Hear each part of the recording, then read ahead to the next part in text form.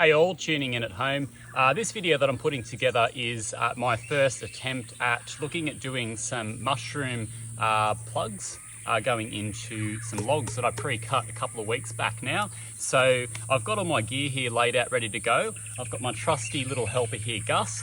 I've got 100 plugs here from Aussie Mushroom Supplies. I've got shiitake, that's going to be the first variety that we're going to be looking at doing some drilling out here in these logs. I've got heaps of other logs here that I cut a couple of weeks back as well at the same time. I've got here the drill with the depth here of the plug already taped and marked out, ready to go. So I'm going to go ahead and mark out 100 spots where I'm going to look at drilling them out in spots which will be accessible. So I'm going to be doing like a bit of a stack method with a few different varieties. Let's get into it. So this is how my pack come in the mail. I put my order through Aussie Mushroom Supplies, and you've got little timber dowel joints there that just have that little spiral section for the mycelium to get into. So I believe they're an 8mm drill piece. Put those in, and what I like to do is just set the depth of the plug itself, go a little bit longer, and then put a bit of tape around there, and doing that method there will actually sweep away the shavings and bring it right down to the depth of what you need to go for the plug.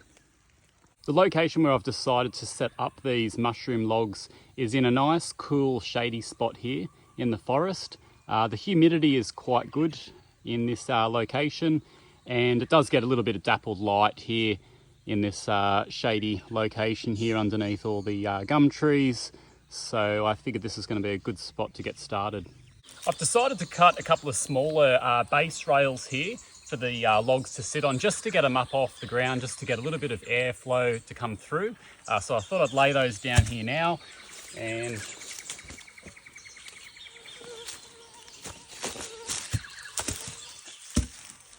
just go ahead and lay the logs down here in place.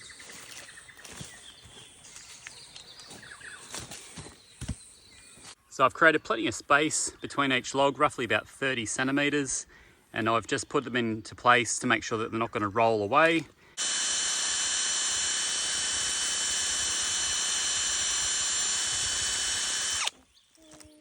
think I'm going to need to get myself a better drill bit. This hardwood's pretty tough stuff. Bit of advice if you're doing this, probably go and get yourself a brand new drill bit and not be like me and just use an old one from the shed that's blunt. Let's give this one a whirl and see how we go.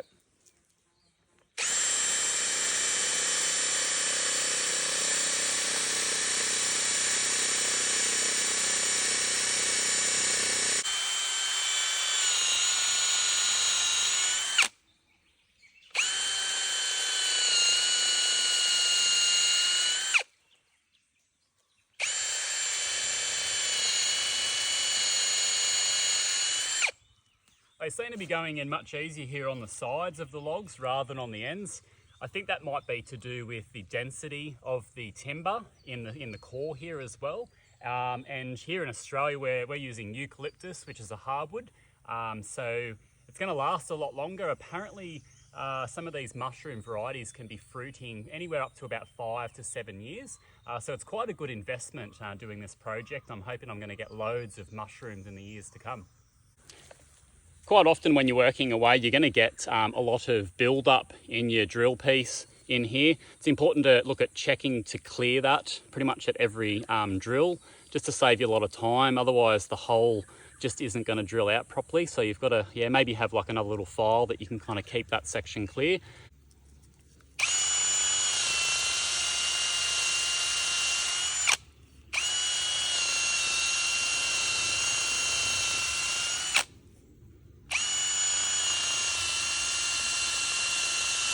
So Gus is putting the first couple of plugs in, and he's got a little log here that I cut for him to whack them in.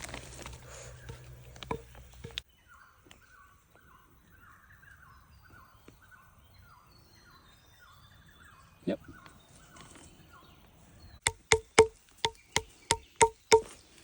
Like a game of whack-a-mole.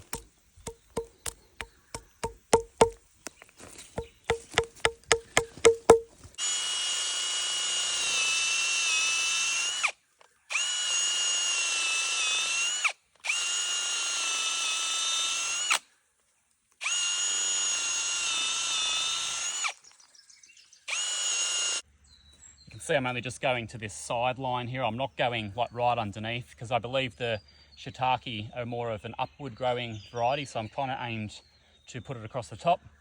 Also just to make it a lot easier for harvesting as well. And you work on your accuracy.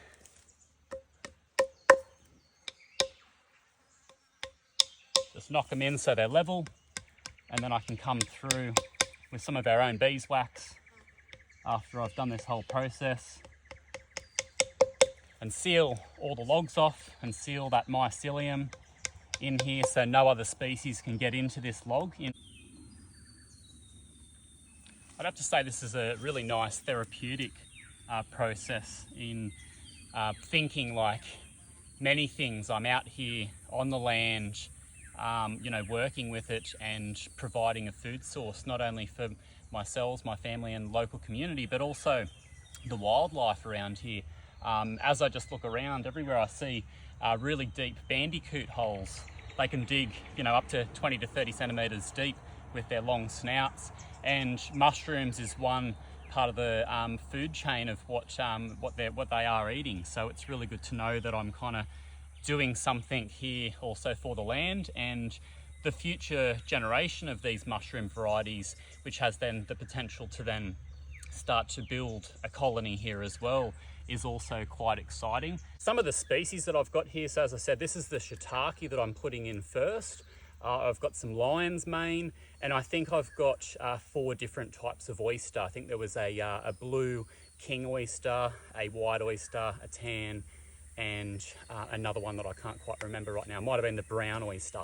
And each year I want to look at maybe adding in like a new species and continue to grow on that. And I'm looking at being as sustainable as I can here on my land and my property. So I did have to sacrifice just 2 trees. Where I've chosen to take the trees is areas that we do want to clear and expand for potentially some livestock in the future. So those trees I felt were the best sacrifice for that cause. I've been able to gain some firewood to start to prepare for next year. The first tree that I ended up cutting down, which was a little bit shorter than these trees here in front. So as I said, that first lower part of the trunk was for your firewood. Then I moved up to the logs that I'm currently using for the mushrooming. And then this next part of the tree here I use for some support post for other projects and structures down the way.